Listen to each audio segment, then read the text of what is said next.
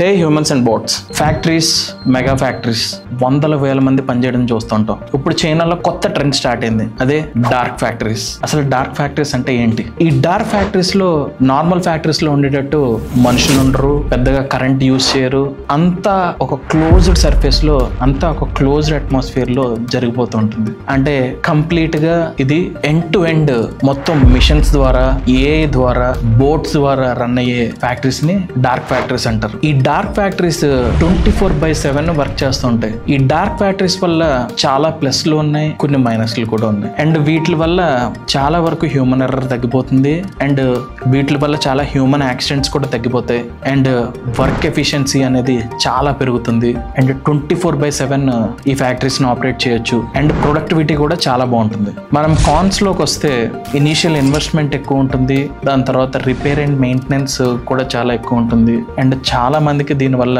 Jobs కూడా పోతాయి, and cyber security threats కూడా చాలా ఎక్కువ ఉంటాయి. ఈ డార్క్ ఫ్యాక్టరీస్ వల్ల డార్కర్ అన్ఎంప్లాయ్మెంట్ మొదలవుతుందా?